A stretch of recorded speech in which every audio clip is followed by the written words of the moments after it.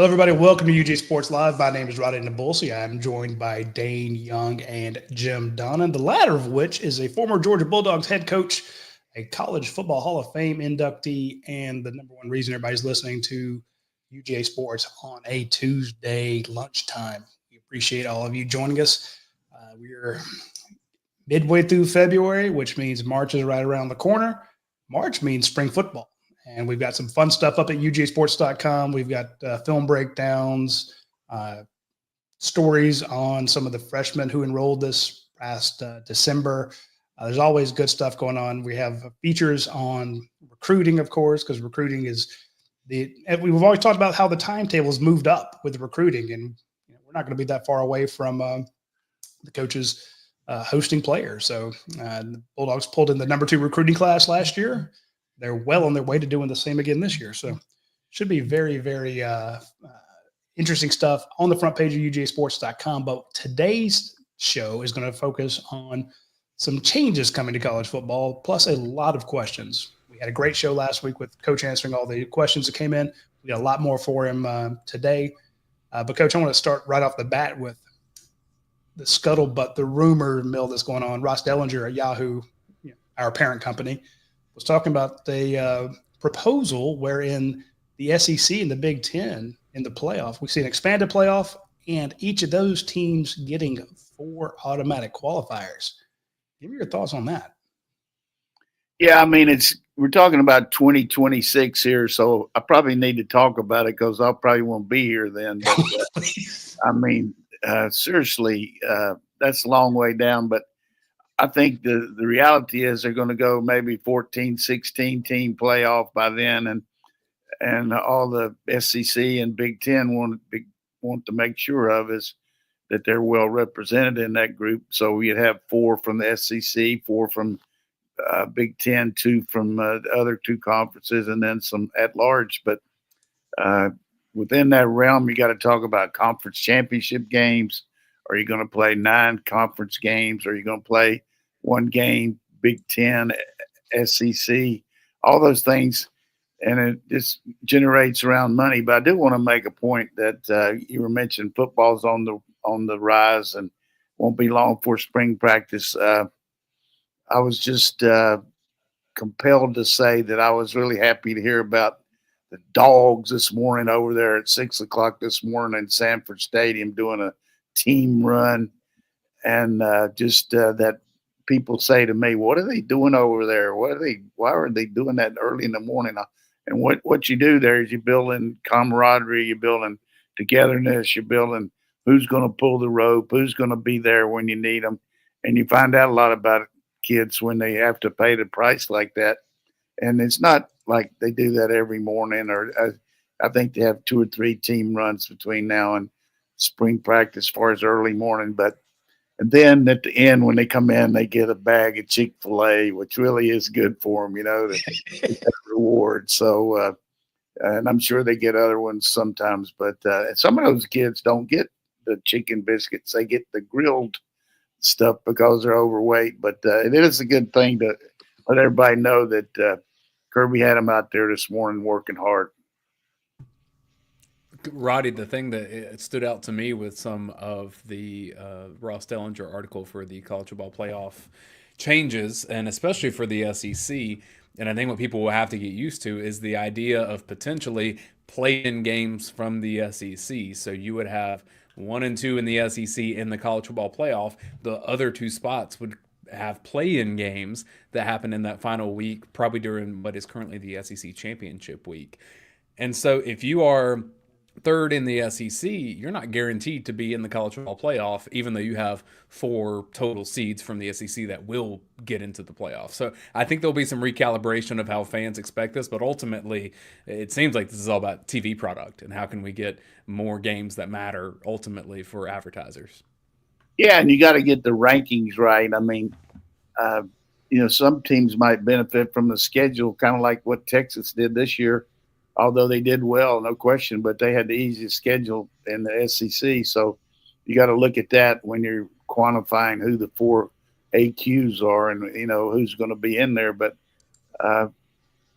it's just going to be, to me, I hope we eliminate the championship game just from the standpoint of it really is a kind of a double-edged sword. You win the conference, but if you lose, boy, it puts you in a bad position, which happened to us 2 years ago. So you got to look at all those things, but the almighty dollar is going to be involved, and you also got we're going to see the NIL coming with the 22 or $20 million of revenue sharing coming into place. So it's all going to be a big year here coming up, and a lot of decisions being made. I think the ADs and coaches are supposed to be meeting in New Orleans here today or tomorrow sometime to try to get some kind of feel for what's exactly going on. Well, and even if they were to eliminate the SEC championship game itself, they could still crown an SEC champion from regular season results and have tiebreakers in that. So if you want to raise the banner and say, here was the SEC champion that year, that's totally possible. We've seen that in other iterations in past versions of football in the SEC. Sure. And I think when people say, well, the SEC championship game, it's a great tradition. I'm like, I remember when it didn't exist. It's not that I'm not that old. Yeah. Roy Kramer got it going, but back in the 90s. But the biggest thing for all of us is, we got things we really love and what we want to see traditionally. What's going to happen to the so-called in-state rivalry games? You got Florida, Florida State, South Carolina, Clemson, Georgia, Georgia Tech. Are those ACC games going to continue if you get to a point where you have to play a game against a Big Ten team on top of, your SEC schedule? So it's all going to be, I would think they would keep those games. I really think you need to, but who am I to say about that? But the reality is, as Dayne mentioned, the TV dollar is going to be humongous in this whole deal, because you just look at what each team got last year when they announced that. It was just incredible. Yeah, everyone's getting close to $50 million. It's nuts. But the SEC championship game, Dayne, you're talking about that going away. I know some people who said, look, if it weren't for the SEC championship game, this, Georgia may not have had anything substantive out of the season. You get the ring, you get to put the big title on the wall, SEC champs. But I'm like, you also lost your quarterback in that game. Yeah. Hey, great. You won a ring, but you might have missed out on a title. I love Georgia's chances. And that's nothing against Gunner. I'm a big Gunner Stockton fan, but having the experience of Carson Beck in it.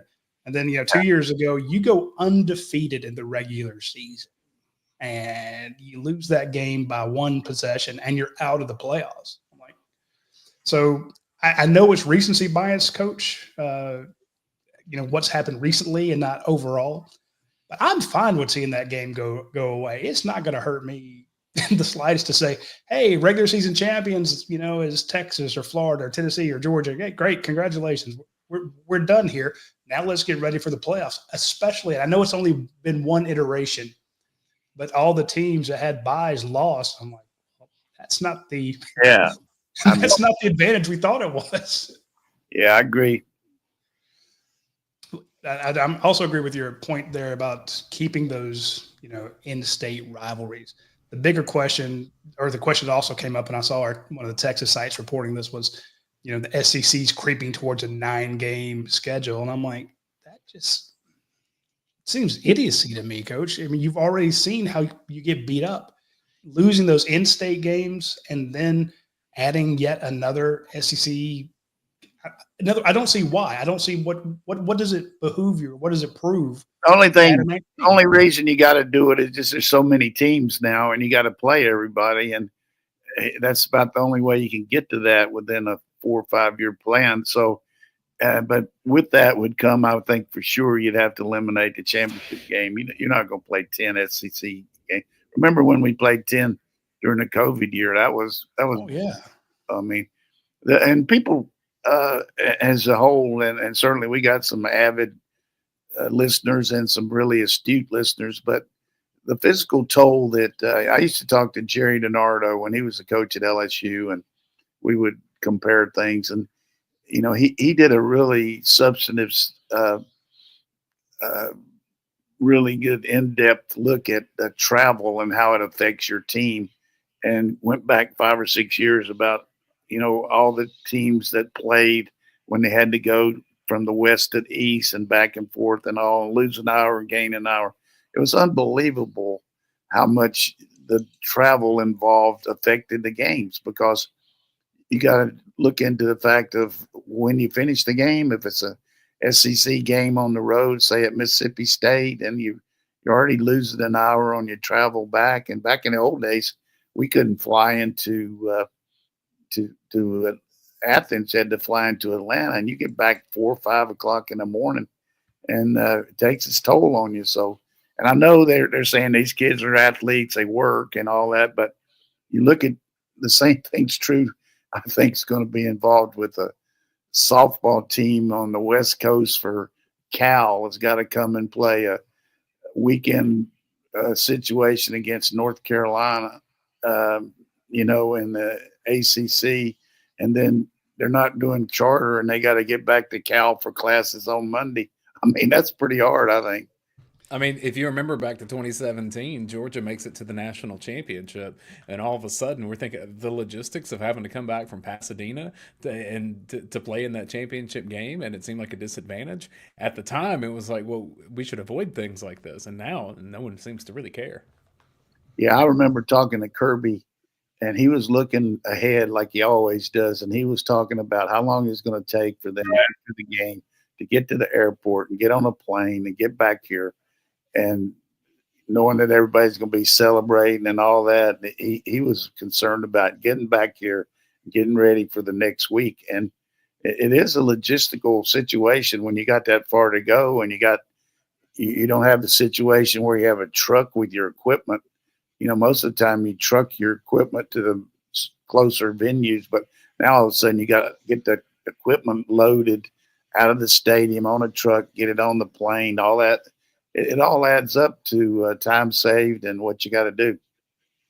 I have come a full 180 degrees since that 2017 game. So I remember Kirby being, I won't say mad about it, but he mentioned, how little rest the guys had. Talked about guys laying down in the aisle, just trying to get them rested, and getting back in the middle of the night, everyone celebrating, and then trying to get everybody rested up before the game. And I'm like, my thought at the time, Coach, was these are 18 to 22-year-old athletes in the prime of their lives. They don't need to bounce. They don't need a week to recover. I looked at them in reference to the rest of humanity, not being 18 to 22-year-olds, right, in the prime of their lives. Well, they were rested up. They were rested compared up to other players in that same frame. I'm looking at them compared to us and not to each other. And I'm like, oh crap, it does matter. Well, the one guy rested up too much and went offside. Oh, he wasn't offside.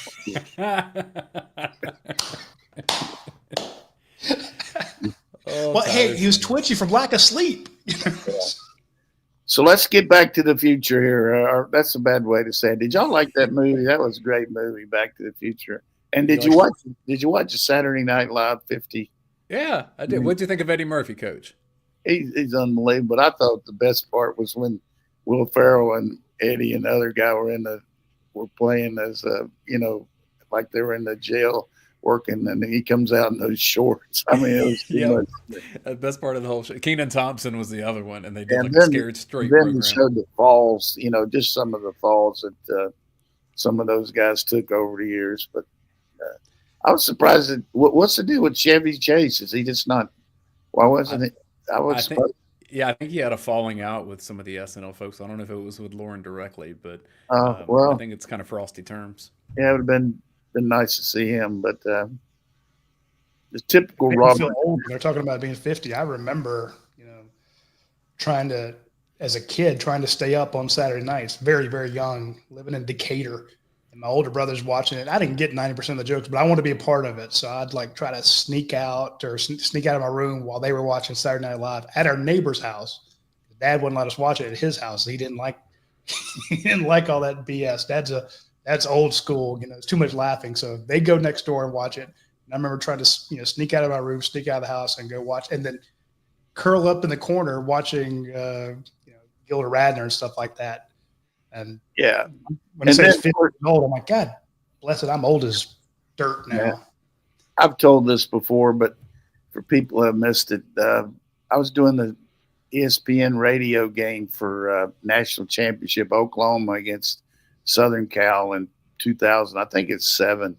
And I'll never forget Nick Saban's walking on the field as a new coach of the Miami Dolphins.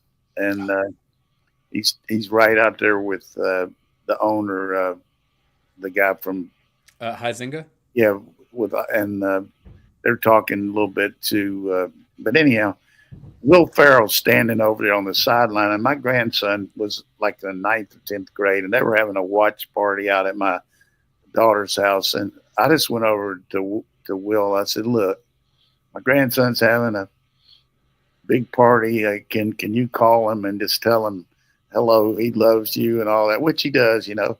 So he said, "Sure." So he gets on the phone. He said, "Hey, Grant, what's up? We're gonna kick your ass." Of course, Grant didn't know what to think, but just right, he was just really. I mean, he was into it. And of course, Grant was telling all the kids, and they couldn't believe it. But it was really an impromptu thing, and he did a good job with it. But just right off the bat, we're going to kick your ass. It was awesome. All those performers are so gifted. 2 weeks ago, I went to Alpharetta and saw Kevin Nealon. He was on SNL back in the late 80s and early 90s. Still so good at stand-up comedy. So if you get to SNL, you have some chops.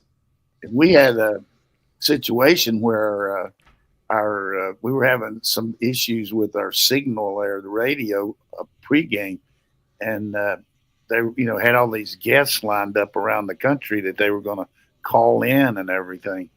And they were just really grasping for straws over there. And so they said, "What are we going to do?" Of course, we were the play-by-play people. I don't remember who but we were going to be on for the whole 3 or 4 hours. So they weren't really too fired up about us. And I said, "Hey, let me see if I can get Switzer." And Switzer's over at some kind of deal over there in pregame. And I called him up and then got him on my phone and hooked it up. And of course they went crazy. Switzer was talking about everything. I mean, he was unreal. I mean, and to this day, every time I see Zaz, he was a producer. He said, "Boy, that was great when you got Switzer and saved my butt that year." Yeah, I remember us doing a call in we tried to do a live show from not Polk County Stadium, the previous Brave Stadium. Turner Field. Yeah, that went poorly, and our internet kept going out. You think I've been bad on this show before? We got to try doing a live remote with that stupid brick, and it goes in and out. It's awful. All right, but we'll get back onto football, folks. Football topics. We have a lot of questions coming up. First, I want to mention our friends over at Athens Ford because it is Ford Truck Month. They have the 2024 F-150 for up to $17,000 off. I mean, that's pretty good. Ford Expedition, I know most people won't consider that a truck, but for $14,000 off, consider it a truck. $9,000 or up to $10,000 off on some of the Ford Bronco products that are out there. $9,000 off the Ford Escape. $7,500 off the Ford Mustang Mach-E. So if you want something to whip your head back, grab that one. And of course, the F-250 for people looking for the XLT or the Lariat, you can get up to $7,000 off. And the badass Ford Ranger, up to $6,000 off on those. So check them out when you get a chance. Also want to mention our friends at myperfectfranchise.net. They had the contest on the dog vent where you can go in and try to guess what the franchise of the month is. It's always fun to do that. I was just awarding one of our subscribers a free year because they came closest with the guess. So if you're a member of UGASports, go try to guess what the franchise of the month is and get a free year. If you're not a member, just go to myperfectfranchise.net, reach out to Andy Ludecki. He could help you get into a new business.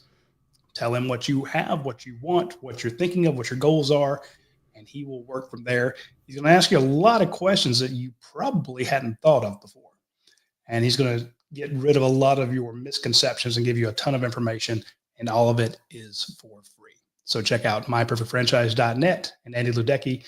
You'll be very glad you did so. And then when you start your new business, come advertise on UGASports.com. Ooh, I like that. Come full circle there. Yeah, So, Roddy, I'm going to ask Coach this in a moment, but I wanted your initial reaction to we learned which Georgia players will be at the NFL Combine. It was more important, a couple names not there, not invited. Dan Jackson, Chaz Chambliss, seems pretty crazy to me. Two guys that contributed heavily to championship teams. I also expected, I should say expected, but I know I've been covering it for 12, 15 years. Been going to the NFL Combine a long time. There's always some people who you're like, well, that guy's not going to get drafted because they bring in like over 300 people and there's 200 something that are drafted. To not taking Chaz Chambliss, that was a little surprising. Not taking Dan Jackson was huge, but I also thought Ben Urosic would be going too. Because, I know this past year he didn't have stellar numbers, but this was a guy that they were talking about, last year when he was at Stanford, how good he was. So I'm like, the point of it is to get those guys, get them in meetings, ask them questions, have them work out, see what they're capable of. And all these guys have started, in Ben's case at two different schools. Chaz Chambliss for years, Dan Jackson, wins you ball games. And not to bring him to the Combine, I'm like, I get you can't take everybody, but those three exemptions were. Yeah. I've always had to deal with that because of my players. Going back to, the first time I can remember it was Oklahoma trying to get one of our backs in there. And the guy that was running said, look, Coach, he said, I know that he's certainly deserving, but we got to look at the whole big picture around the country. And there's other teams that got to get guys, and we just got to we just got a set number, and we just can't bring them and can't test everybody. It's just not realistic. So that's what happens here. And as much as you hate it, you do have the benefit of, for sure, Dan was able to do well over there at the Senior Bowl and test well and do a good job in practice. And I think we do get the benefit of these individual tryouts and all that they'll have, plus the team thing that Georgia will have. But we'll have I tell you, the biggest surprise around the country, not to us, because I've talked about the guy's athleticism, is the fact that Jared Wilson is probably rated the number one center in the country in the draft. And we were hoping he was going to get one more year here, but that's pretty good testimony to that guy, because you had a guy that Van Pran that started all those years, 3 years, got drafted like third or fourth round by Buffalo and made the team and was doing okay. But here's a guy that's only played essentially for 1 year and was hurt some. And he might be the number one guy in the country. That's impressive. It would be Georgia's luck to have the number one center in the draft who played 9 games as a Bulldog. Just you can't win. Right. It's like when Walker was drafted number one, Georgia's becoming a little center factory. I know they don't get drafted high. It's just not a position that tends to draw that. But when you have Van Pran in the NFL, you have Wilson, like you're talking about, Coach Trey Hill. He was with the Bengals at one point at least. There's a lot of talent that Georgia's popped in there. Cade Mays is playing center for the Panthers. Yeah. So I know I've talked before about my relationship with the Bengals because my daughter used to babysit for Zach Taylor, but I told his scouting director is his mother, because I don't have a way to get to Zach, so I send text to his mother and say, look, you need to tell him if there's any way you can get Trey Hill, take him. And similarly, some other guys last year, I was really high on them taking Amarius Mims, and they took him in the first round. And they needed him. He played probably even a little bit earlier than they anticipated because of some injuries. He's got a few injuries, but he's going to be good up there. You look at all the tackles playing in the NFL that played for Georgia. And part of the reason is they're talented, but the other reason is we run a pro system. Just for everybody that hasn't heard this before, so many offensives in college football run RPOs down after down in the back, and the linemen don't have to pick up blitzes because the quarterback's throwing the ball on a running situation, and if it looks like they can't run the ball, so the linemen come off like a run all the time. They never drop back, protect, and it really hurts them as far as getting pro chances, and that's why you see so many O linemen going from Ohio State, Alabama, along with Georgia. Yeah, and then when they get those drills, they make their kick slide nonstop. I mean, it's like when they undercut Jamari Salyer. Like, we all were like, what is the NFL not seeing here? Because this guy was fantastic at Georgia. And the other kid that started for the Chargers, the one was in the wreck, played ahead of Mims some. Who was that? McClendon, Warren McClendon. Yeah, Warren McClendon. Yeah, then you got Thomas. I mean, you got so many of them are just, and then Broderick Jones. Broderick's still one of the craziest freak athletes I've ever seen. That did bring up a question. We mentioned it last week, but I forgot to get to it. It was from Athens Bound. Coach, who said, "I asked you last year and you nailed it." I don't remember that, but so how many players get drafted this year? How many Georgia players get drafted? Apparently, you were right last year. I haven't had a chance to really study it enough to think. There's 14 of them going to the draft. Is that right? To the combine? Yeah. So I would say I got to think Jackson and maybe I would say 15. 15. The only one I said that one. What do you think of Truss? He's a big guy, but here's the thing about Truss. We know some things that he can't do, but there's not many guys going around that there's his size and his foot ability, pretty good strength, but has played as many games as he's played in college football, and you got the tape there. I mean, and those guys don't grow on trees. You look at the tackles, how Kansas City got destroyed at tackle during the game. I'm not saying Truss is better than that, but I got to think Truss is going to have a really good chance to be a guy that'll make a team and can play a lot of positions and be part of a good program. I think he'll be a good pro. Ingram I watched him. I remember when he committed out. We covered it, and he's been at Georgia a long time.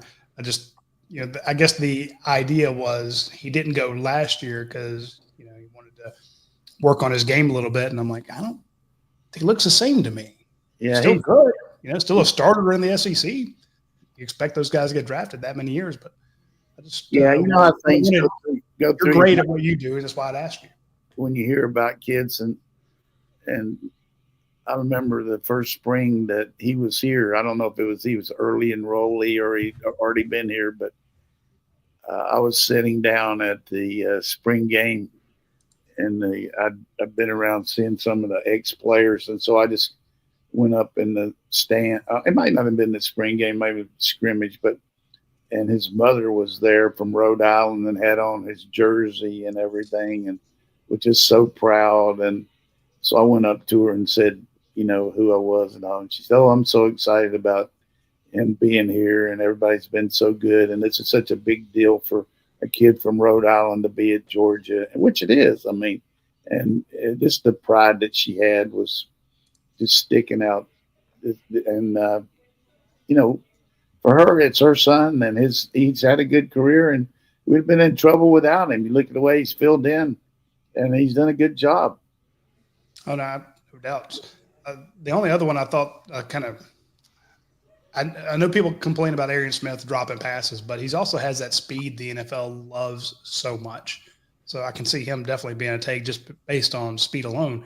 Thoughts on Dominic Lovett and Tyrion Ingram Dawkins? The thing about Smith is you can't make speed like that up.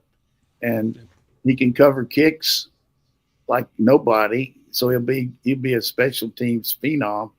And so, as far as Dom Lovett, he's going to have a good combine to get drafted because he doesn't have elite speed, and he's got pretty good hands and pretty good, catch after the ball after he catches. I mean, run after the catch. But as far as Dawkins, I think he's a real sleeper. I'd like for him to have another year here, but he really tested well, and talked to Daniel Jeremiah about him. He said he really did a good job over there. And again, guys like him are like dinosaurs. I mean, you don't have big guys just walking around too much. This is an elite list of year for defensive linemen, though. I mean, you can get a good defensive lineman as late as 3 or 4 this year in the draft as far as the round. I mean, there are really some really good D linemen. Yeah, I mean, look at Warren Brinson. I expect him to get drafted. Nazir Stackhouse, absolutely. Like I said, Ingram Dawkins was the only one I was kind of questionable. And of course, Smile Munden going. Jalen Walker, absolutely. Jalen might go first of all the Georgia players. Yeah, they're talking about Jalen maybe going 3rd in the draft now, which he could do. I mean, between now and the draft, you'll see all these mock drafts go back and forth and all, but once they start talking about them going in the top 5, I mean, these people get paid to be around the NFL people. So I would say that he's for sure a top 10 guy, and Michael Williams probably the same. The biggest question for Malachi is going to be how he tests. He's got elite ball skills, and we'll see. It usually don't take a safety over a corner, though. I mean, usually corners go a little higher. We'll review the combine with you, Coach. Are there specific drills that you look for? Like, kind of take me into the room watching. Are there things you're going to be looking for in the combine and understanding what the NFL is going to value this, so this is actually one to really pay attention to? Yeah, they do a set group of, they'll go through all the testing, and then they'll have the individual skills part where they'll do the backup and the change of direction and then break on the ball and things like that. And then you see the receivers do the drills where they run across the field and catch it from different angles. But I think we certainly utilize all those drills here in practice, the teaching progression that Kirby and the secondary coaches use. So he'll be a lead at doing those drills. He'll do. And that's what happened last year. Tyke and Bullard and Kamari just wore it out at the combine. I mean, they looked so good that, and then you look at the tape, and then they know that they played for Georgia, and the Houston Texans coach said that had a lot to do with why they took Kamari, because they knew he was NFL ready.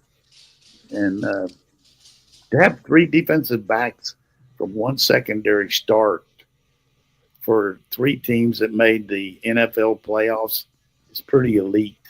I think that's real testimony there. I'm really bad at gauging where running backs go with the draft. Every time I think of guys, that's an absolute home run. He goes 5th, 6th round or undrafted. And I'm like, oh, he's pretty good. They take him in the 2nd round, 3rd round. I have no feel for running backs, Coach.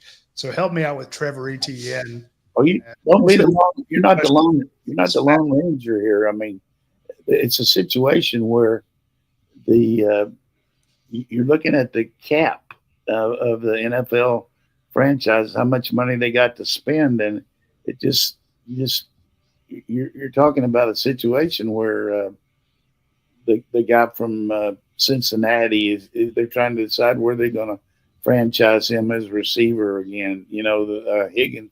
The other guy away from Chase, is that T. Higgins. T. Higgins, and he was franchised last year at $21 million, and Barkley got $12 million or $13 million as the running back for the Eagles. So, but they're saying that if he wants to go on the market, he can maybe get $30 million as a receiver.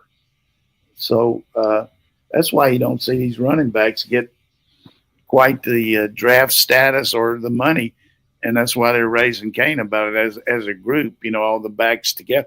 But I think Etienne's certainly got some value.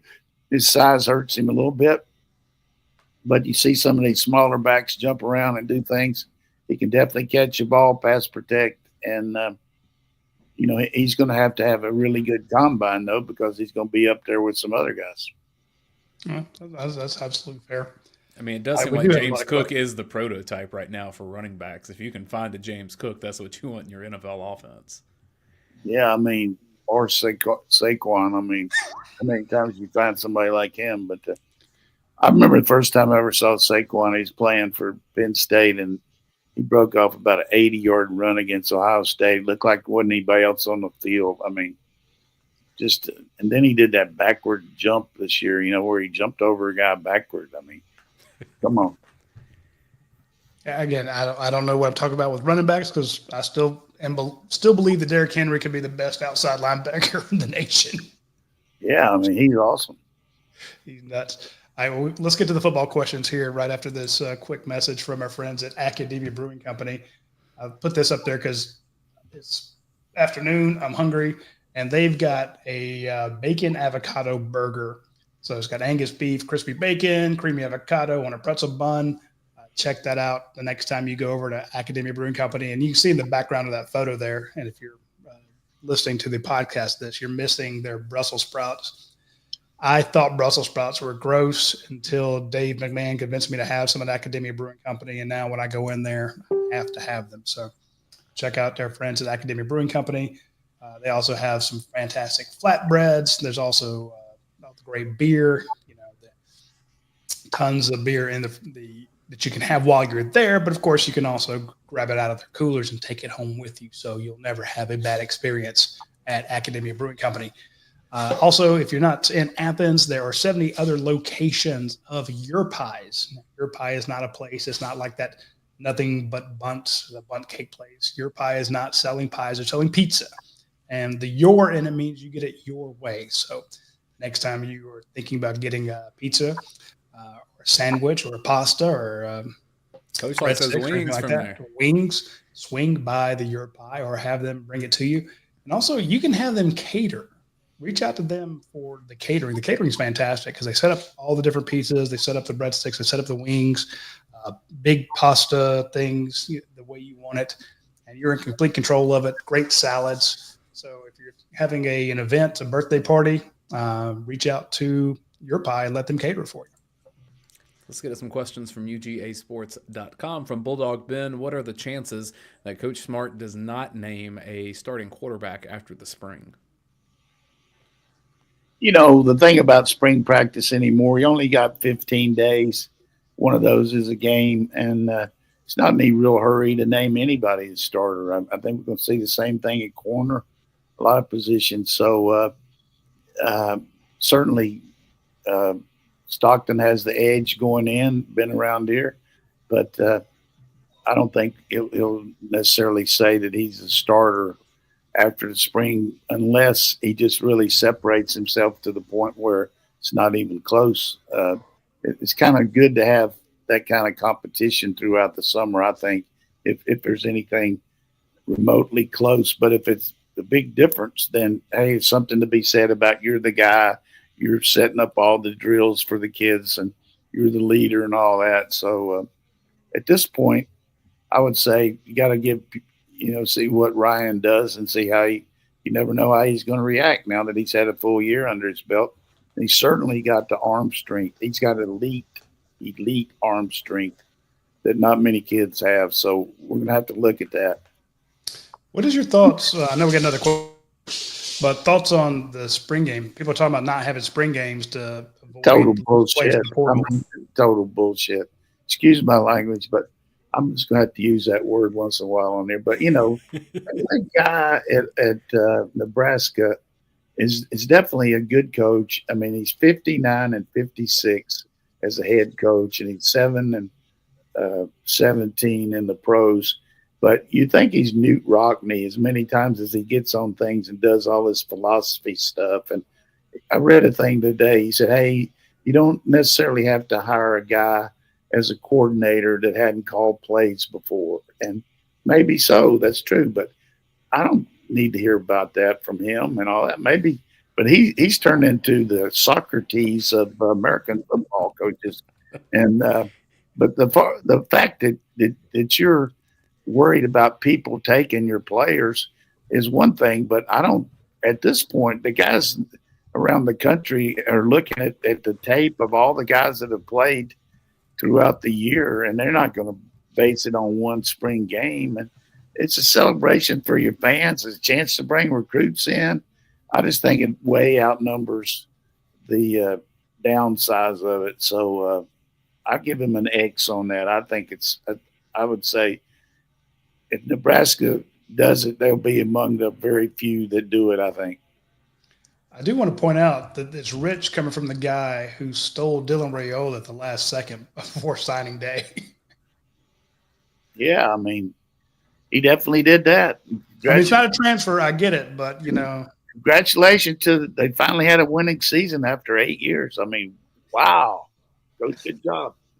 Gave up 56 at Indiana, if I remember that correctly. So I'm just saying realistically, I mean, I don't like Oklahoma State, Nebraska, or Texas. That's just the way it is. I'm sorry. But, and I'm sure Rule's a good coach, but I don't need all that philosophy from – it's like this one time we had this meeting of 1AA coaches, and we're talking about the problems we had as far as scheduling, as far as home games for the playoffs and all that. And we had this one guy just talking. I mean, and finally, the moderator, who was another coach, said, "Look, we appreciate all the input, but we really would like to get more from the guys that are actually in the playoffs."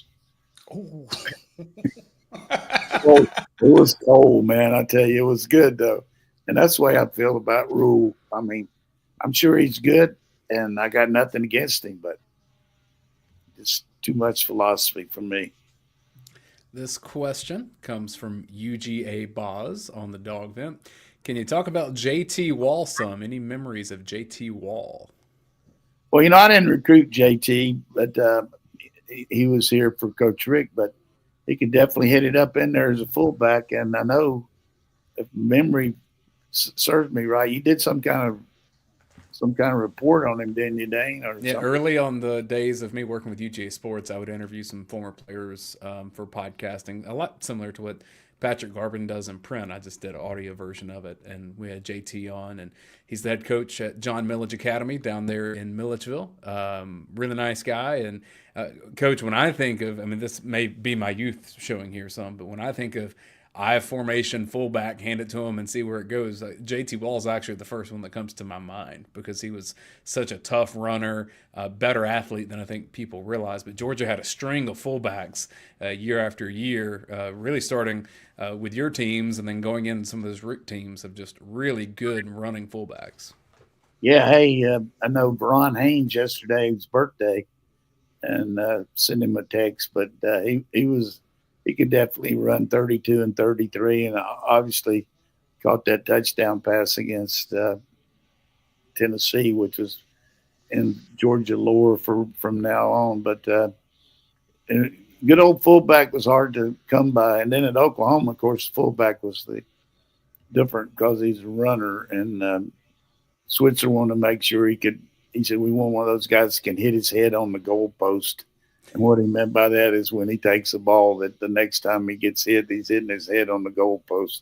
So we like those guys could hit that A gap and cut back, and had some fast fullbacks. Lydell Carr, Leon Perry, just unbelievable. Did JT wear the neck roll? Yep. I don't know that he had to, though. I mean, he was a big dude. The way he hit. Also, like Coach, you can respect this. When your fullback knows who to get, who to hit, sometimes you got to make that decision fast when he's blocking for him, and he gets either the most dangerous man or picks up somebody inside. Somebody cheated over the A gap, and he just cleans it out, and not chipping or double teaming. When we put Jalen Carter back there, he knew who to hit. Mm-hmm. He hit 3 people. Caught a touchdown too. Jalen Carter, I remember him blocking 3 different guys and just kind of stacked them up like cordwood. I'm like, man, that's That's Did you unfair.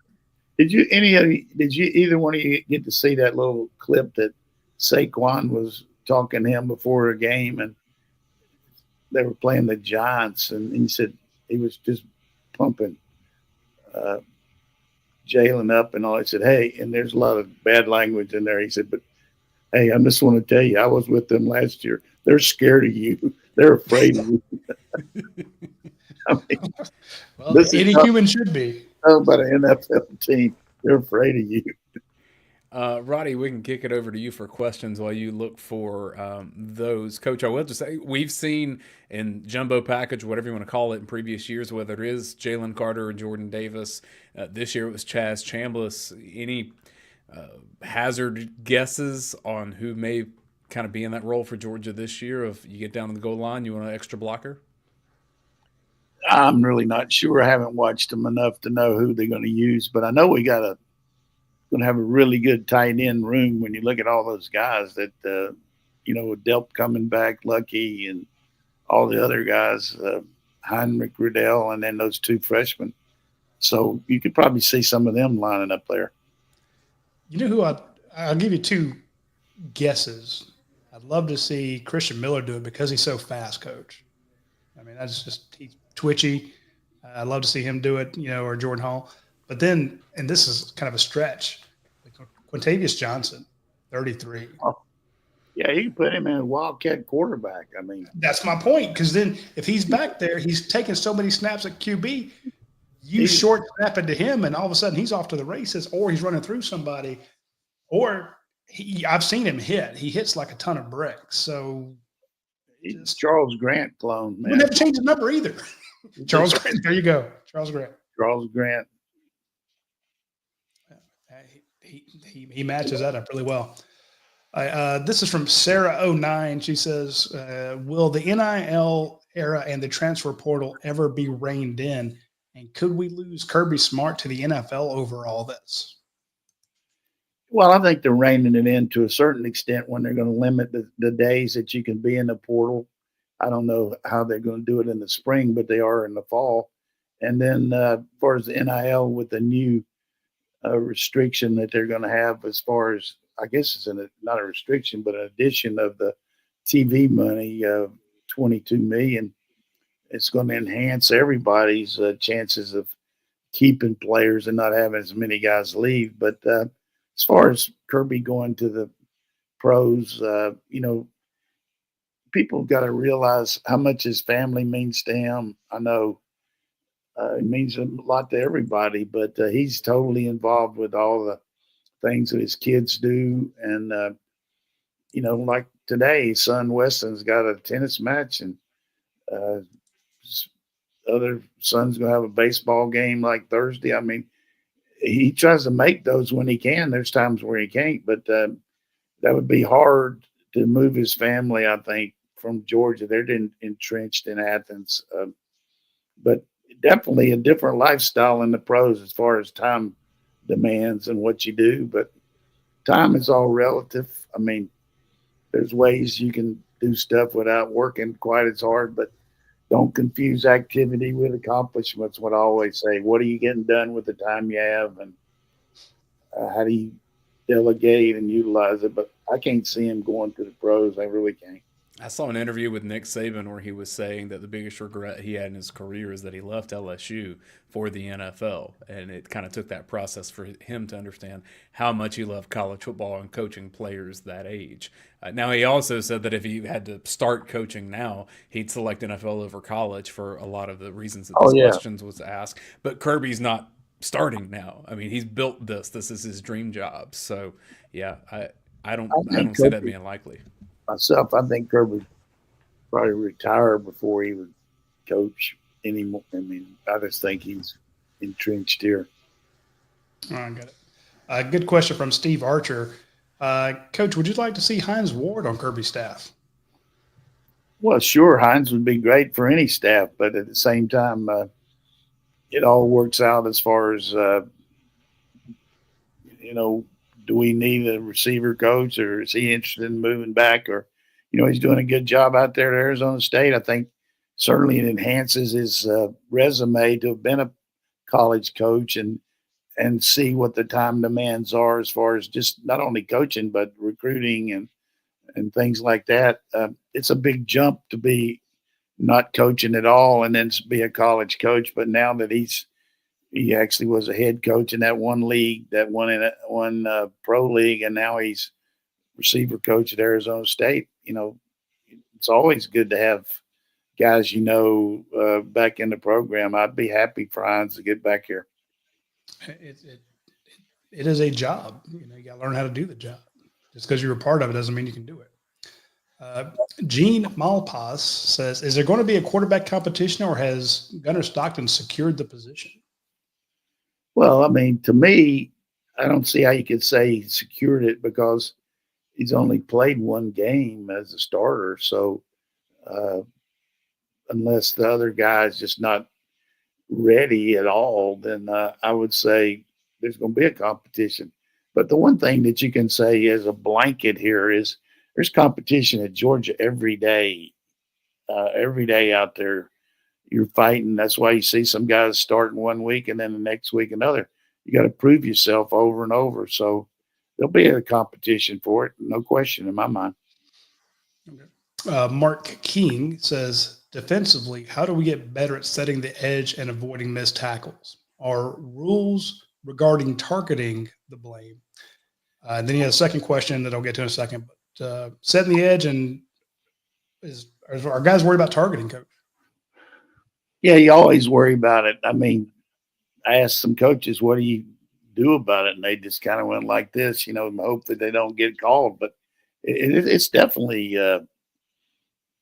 for anybody listening to the radio, and I was putting my hands like you're praying, but it's just, you just don't know how it's going to be called. But as far as setting the edge, I think some of our issues last year were not necessarily the edge guy. It was whoever was responsible for the edge. Sometimes the edge guy is going to slant in, and then the scrape off linebacker has got to be there.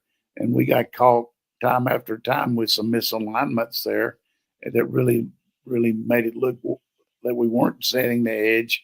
It was more of an alignment thing or a assignment thing. And I'm sure they'll work on that. And then as far as tackling, we practice the same drills every year, same things. And I'm sure they'll continue to stress it. We've always been a good tackling team, but we miss more than we did normally last year. And we also didn't create any turnovers, which hurt our offense because of field position. We were terrible. I think 8 interceptions or something like that. You got to play the ball in the air. That's one of the big things we got to work on. Yeah, that was a good point because we saw them in that Clemson game. They tackled just like Philadelphia did in the championship game. Wherever there was contact, the ball carrier was dropped to the ground. No yards after contact. And I remember Georgia doing that in Clemson. I'm like, I think a lot of that had to do with who we were playing against compared to who we played. It pretty came out later. Clemson wasn't quite as good as we thought they were, but we did tackle well in that game for sure. Mark had a second question. He said, Coach, offensively, Alabama runs a deep slant as well as anyone. Why are more teams not copying this success, especially with so many single high safety opportunities? Well, there's a difference between a slant and a deep slant. A slant off the line of scrimmage, which we call a 2 route, is basically a 3-step route. And then you're going to break to the inside, and the quarterback's going to throw the ball in rhythm, probably on your 3rd step. And you're trying to go between the corner and the linebacker against a 2-deep coverage, more than likely, or against some type of 2-deep look. Now, a slant down the field is what we call an in or 6 route, which is 14 to 16 yards, breaking. You want to inside release, stay on your stem, though. If he forces you inside, get back out. You're trying to find the area between the Will linebacker and the Mike linebacker against home coverage on an in breaking route where you can settle down. And then the deep slant is kind of like a skinny post where you're trying to throw the ball between the corner and, he said, the one high safety, where you're probably 12 to 14 yards, but you're breaking to the inside, but going 45 instead of 90 across. So You got the quick slant. You got the in, which is an in breaking 90 degree.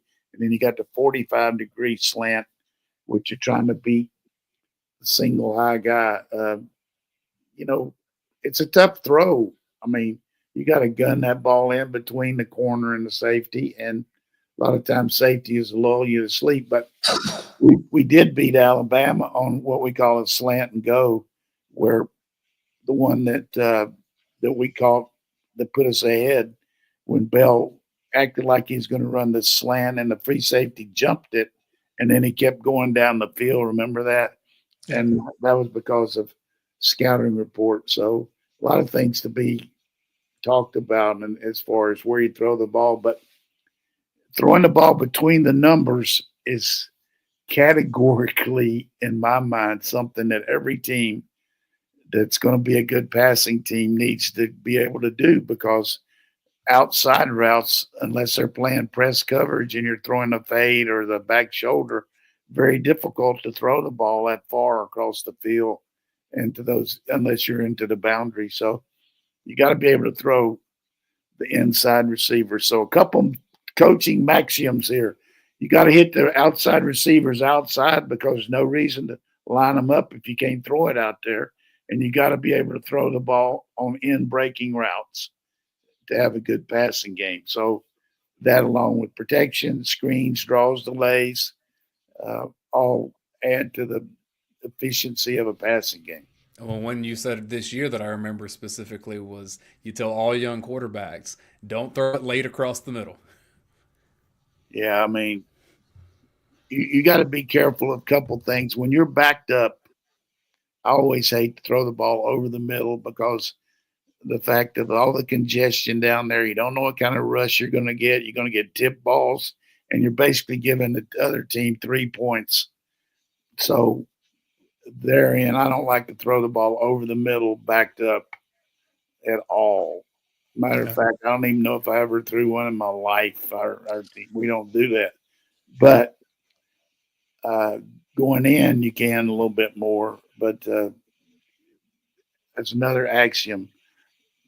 Keep the ball off over the middle. Don't throw it over the middle backed up. Yeah, it's funny. When I think about it, how many times, Georgia's, before it gets to it's 40, there's nothing over the middle. But then once they get up past the 50-yard line, all of a sudden, I'm seeing Chris Conley and all these guys catching passes on those in routes and slants, taking it right in the middle of the end zone.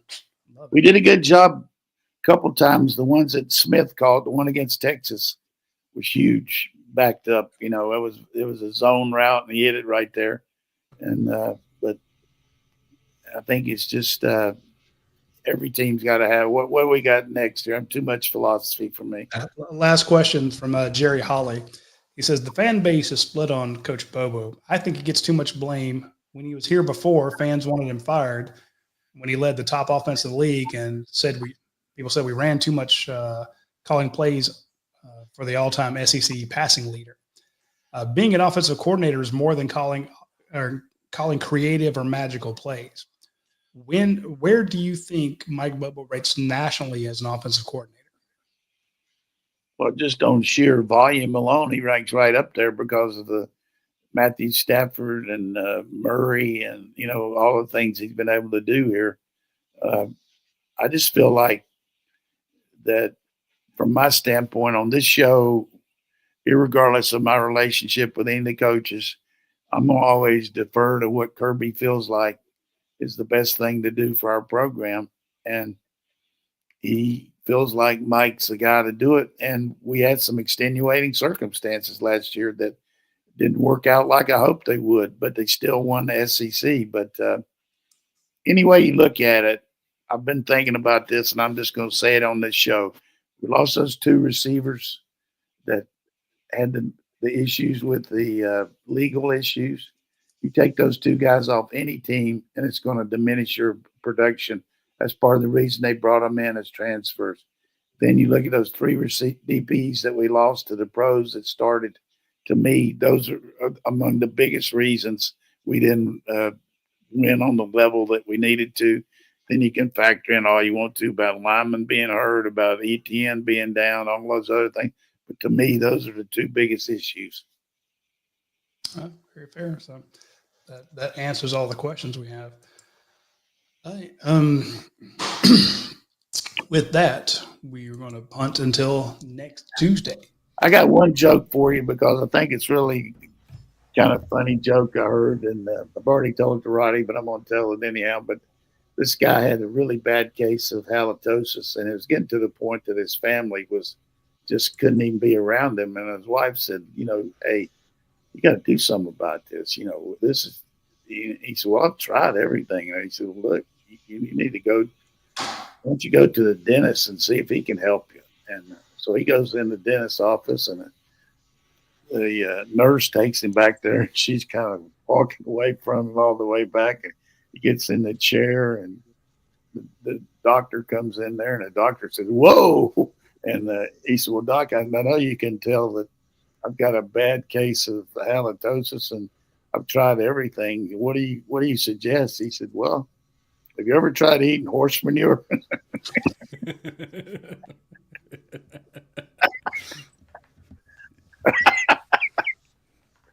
I hope everybody likes that as much as I do. I just like to laugh myself. But Dayne, has that made your comedy set up there? Yeah, it was good. It was good. I'll tell you, I was riding with Dayne the other night to go out and watch it. He took nice enough to take me out to a basketball game, and his daughter started telling jokes, which I thought was great. I mean, unbelievable.